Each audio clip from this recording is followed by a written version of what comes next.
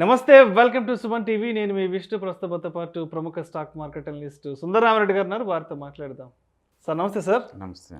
సుందరరామిరెడ్డి గారు, mutual funds investments విషయంలో అందరూ సాధారణంగా చేసే ఓ 5 రకాల పెద్ద తప్పులు ఏముంటాయి అంటే దానికి మీరేం చెప్తారు? రైట్. ఫస్ట్ వన్ అయితే నాట్ ఇన్వెస్ట్మెంట్ అంటానండి.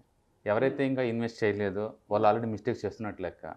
ఓకే. చాలామంది ఏంటంటే పేపర్ మీద లెక్కలేస్తూ ఉంటారు, ఏయో ఆలోచిస్తూ ఉంటారండి. టైం పాస్ అవుతూ ఉంటుంది. ఇన్వెస్ట్మెంట్ అయితే ఇంకా స్టార్ట్ చేయరు. టైం పాస్ అవుతూ ఉంటుంది. Time is equal to money. ఎసెట్స్లో ఎప్పుడైనా సరే టైము, కాంపౌండ్ ఇంట్రెస్ట్, ఈ రెండు డెడ్లీ కాంబినేషన్.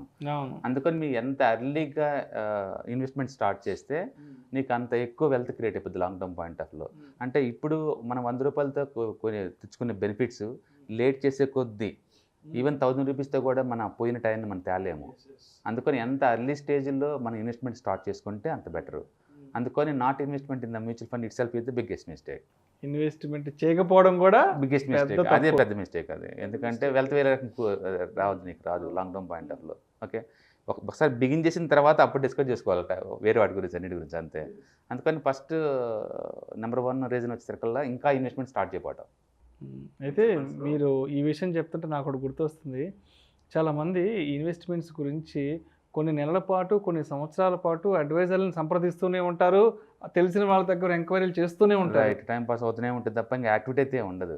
ఎగ్జిక్యూషన్ అయితే స్టార్ట్ ఉండదు. అది గంటల కొద్దీ వీడియో కంటెంట్ వాచ్ చేస్తూ ఉంటారు, పుస్తకాలు చదువుతూ ఉంటారు, టైం పాస్ చేస్తూ ఉంటారు. యాక్టివిటీ అయితే ఇంకా బిగిన్ అవ్వదు. అలాంటప్పుడు ఎలాంటి ఉపయోగం లేదు, తెలుసుకుని కూడా ఏముండదు. అందుకని నాలెడ్జ్ ఈజ్ ద పవర్ అంటారు, కానీ పవర్ కాదండి. Knowledge is the potential power. ఆ పొటెన్షియాలిటీని వాడితేనే నీకు వస్తుంది. అందుకని బిల్ గేట్స్ చదువుకుంది ఇంటర్మీడియట్ అయినా కూడా 1 సెకండ్స్ 1000 కోట్లు సంపాదిస్తున్నాడు. Professors PhD in the computer చేసినా సరే వాళ్ళకి వచ్చేది మంత్లీ 1 lakh శాలరీసే. రీజన్ ఏంటంటే ఆయన యాక్టివిటీ ఇన్వాల్వ్ అయ్యాడు. వీళ్ళు టీచ్ చేస్తారు తప్ప దాన్ని చేయరు కదా. అది మెయిన్ డిఫరెన్స్. అందుకని యాక్టివిటీ బిగిన్ చేయడం అనేది మంచి విషయం. అందుకని వాళ్ళు ఇమీడియట్లీగా బిగిన్ చేయండి ఇన్వెస్ట్ చేయడం. టైం వేస్ట్ అవ్వదు. ఎంతకంత కాంపౌండ్ ఇంట్రెస్ట్ వస్తూ ఉంటుంది కాంపౌండ్. సో అందుకని not investing it self is the biggest mistake. Second one, కొత్తగా ఎన్ఎఫ్ఓలు ఏమొచ్చినా సరే అప్లై చేస్తూ ఉంటారు. అదేంటంటే వాళ్ళ దగ్గర ఉండే రీజన్ ఏంటంటే తక్కువ రేటుకి వస్తుంది కదా అంటారు. 10 రూపీస్కి వస్తుంది కదా, 10 చాలా దూరం పొద్దు కదా అంటారు. For example Reliance growth fund ఉందనుకోండి, ఇప్పుడు 2000 రూపీస్ ఉంది. చాలా పెద్ద అమౌంట్, తక్కువ యూనిట్లు వస్తాయి నాకు అని చెప్పేసి వాళ్ళు ఏం చేస్తారంటే ఎక్కువ యూనిట్లు కనపడాలని చెప్పేసి ఎన్ఎఫ్ఓ కొత్తగా వచ్చినట్టు అప్లై చేసుకుంటూ పోతూ ఉంటారు. చిన్న రేటుకి వచ్చే వాళ్ళకి అర్థం కాదంటే వాళ్ళకి అసెట్స్ ఆల్రెడీ అంత ఉంది, హిస్టారికల్ డేటా ఉంది, ప్రూవెన్ ట్రాక్ రికార్డ్ ఉంది. వాళ్ళ గివింగ్ సినారియోలో ఎలా బిహేవ్ చేస్తారు హిస్టరీ కూడా ఉంది అవతల వాళ్ళకి. అవి సేఫ్టీగా హార్డ్ టైంలో మేనేజ్ చేస్తాయి. కొత్త ఫండ్స్కి మనం ఎలాంటి ట్రాక్ రికార్డ్ లేదు, లేకుండా ఇన్వెస్ట్ చేయడం గుడ్డిగా చాలా తప్పది. అనేది హిస్టారికల్ డేటా లేకుండా మనం ఏ ఫండ్లో కూడా ఇన్వెస్ట్ చేయకూడదు. పర్ఫెక్ట్. అందుకని కొత్త ఎన్ఎఫ్ఓకి వచ్చిన అన్నిటికి అప్లై చేయమాకండి.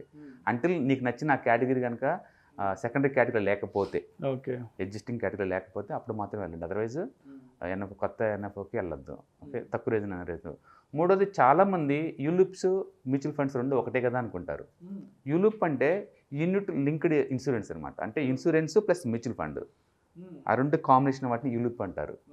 యాక్చువల్గా ఇన్వెస్ట్మెంట్స్ని ఇన్సూరెన్స్ తోటి మనం కంబైన్ చేయకూడదు, చాలా తప్పు. ఇన్సూరెన్స్ అంటే ఇన్కమ్ ప్రొటెక్షన్. మన ఇన్కమ్ నెలకు వచ్చే శాలరీ ప్రొటెక్షన్ కోసం తీసుకున్నది. అది ప్యూర్లీ టర్మ్ ఇన్సూరెన్సే.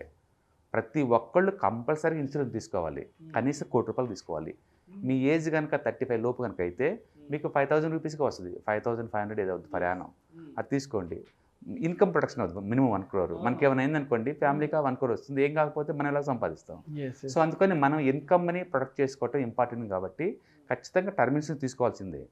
కానీ దానికి దీన్ని లింక్ పెట్టి మాత్రం యూలిప్ అయితే వద్దు. అయితే చాలామంది ఇన్సూరెన్స్నే ఇన్వెస్ట్మెంట్గా ఫీల్ అయిపోతారు. అవును, అది మెయిన్. రేట్ ఆఫ్ రిటర్న్ చాలా తక్కువ వస్తుంది. రేట్ ఆఫ్ రిటర్న్ చాలా తక్కువ. ఎందుకంటే ఇన్సూరెన్స్ పాలసీలో నీకు వచ్చేది 0.3, 0.4 కన్నా ఎక్కువ రాదు. అదే మ్యూచువల్ ఫండ్స్ తీసుకున్నాం అనుకోండి, అది చాలా ఎక్కువ వస్తుంది. దాంతో కంపేర్ చేయలేము అసలు. అందుకని ఆ ప్రొడక్ట్ పర్పస్ వేరు, ఇన్వెస్ట్మెంట్ పర్పస్ వేరు కాబట్టి రెండు సపరేట్ చేయండి. టర్మ్ ఇన్సూరెన్స్ సపరేట్ తీసుకోండి, మ్యూచువల్ ఫండ్ ఇన్వెస్ట్మెంట్ సపరేట్ చేసుకోండి. అంతేకాని యూలిప్ పేరు పెట్టేసి రెండు ఒకటే అనుకోమాకండి, రేట్ ఆఫ్ రిటర్న్ సరిగా రాదు. అది 3వ మిస్టేక్ అని తీసుకోవచ్చు. అండ్ 4వది, మార్కెట్ బాగా డిస్టర్బెన్స్ ఉందనుకోండి, మైనస్లో చూసి తట్టుకోలేక రిడమ్షన్ స్టార్ట్ చేస్తారు, దాన్ని అమ్మేయడం స్టార్ట్ చేస్తారు. యాక్చువల్గా హార్డెస్ట్ టైంలో ఎక్కువ అలకేట్ చేయాలి మనీ మనం. ఎందుకంటే మనకి ఎక్కువ యూనిట్లు వస్తాయి, యూనిట్స్ ఎక్కువ కొనుక్కోవచ్చు, ఇంకా ఎక్కువ యూనిట్లు వస్తాయి, డిస్కౌంట్లో వస్తాయి. Right. Stock market highly cyclical nature. అది లైక్ వర్షాకాలం, ఎండాకాలం, ఒక సీజన్ తర్వాత ఒక సీజన్ వచ్చినట్టే స్టాక్ మార్కెట్లో కూడా బుల్ మార్కెట్ ఒకటే కాదు, బేర్ మార్కెట్ వస్తుంటుంది అండ్ సైడ్ మార్కెట్లో వస్తుంది. అందుకు అన్ని సైకిల్స్లో మనం ఉండేలా ప్లాన్ చేసుకోవాలి తప్ప ఓన్లీ బుల్ మార్కెట్ వస్తుందని చెప్పి అప్పుడప్పుడు ఎంటర్ అవటం, మళ్ళీ బేర్ మార్కెట్ ఏదని చెప్పి దూరంగా పోవటం, అలా చేయడం ద్వారా ఇన్ అండ్ అవుట్స్ లాస్ అవటం తప్ప మనకు వచ్చే బెనిఫిట్ ఏం లేవు. అందుకని ఫైనాన్షియల్ ప్లానింగ్ చాలా ఇంపార్టెంట్. నాకు ఇన్ని సంవత్సరాలకి ఎంత అమౌంట్ వస్తుంది, ఈ మధ్యలో ఎంత డిస్టర్బ్ అయినా సంబంధం లేదు అంటే ఇన్వెస్ట్ చేసుకుంటే పోవడం బెటర్. ఎందుకంటే ఇవాళ ఇండియాస్ నెంబర్ 1 ఉన్న రిలయన్స్ కూడా ఒకప్పుడు 10 years వరకు 0 రిటర్న్స్, 2009 నుంచి చూసారనుకోండి 2017 వరకు కూడా రిటర్న్స్ ఏం లేవు. దాని అర్థం కంపెనీ బ్యాడ్ అని కాదు, కంపెనీ ఎలాంటి పర్ఫార్మెన్స్ చేయట్లేదని కాదు, ఆ సైకికల్ నేచర్ ఎంత స్టాక్ మార్కెట్గా ఆ నేచర్ ఉంది. అప్పుడు ఎంత మంచి కంపెనీస్ అయినా అండర్ పర్ఫార్మ్ చేస్తాయి కొన్నిసార్లు. అందుకని మార్కెట్ అండర్ పర్ఫార్మ్ చేసేటప్పుడు ఓవరాల్ మార్కెట్ నీ మ్యూచువల్ ఫండ్స్ కూడా అండర్ పర్ఫార్మ్ చేస్తా ఆ టైంలో. అది తీసేసి ఇక బ్యాడ్గా ఉంది మార్కెట్ నేను బయటకు వెళ్ళిపోతాను అని చెప్పేసి ఆ టైంలో రిడెంప్షన్ చేసామనుకోండి మనకి లాసే మిగిలింది తప్ప ఎలాంటి ప్రాఫిట్ రాదు. సో బ్యాడ్ టైంలో రిడెంప్షన్ స్టార్ట్ చేయకూడదు, ఇంకా ఎక్కువ అలకేట్ చేయాలి వీలుంటే, ఇంకా ఎక్కువ అలకేట్ చేసుకోవాలి. లాస్ట్ అండ్ ఫైనల్గా ఎస్ఐపి పవర్ అర్థం చేసుకోలేకపోవటం, సిస్టమేటిక్ ఇన్వెస్ట్మెంట్ ప్లాన్. దానివల్ల ఏంటంటే ఒకటి డిసిప్లిన్ మనకు అలవాటు అవుద్ది అండ్ ఎవ్రీ మంత్ ఆటోమేటిక్గా మార్కెట్లోకి వెళ్తుంది కాబట్టి ఒక పేషెన్స్ వస్తుంది మనకి.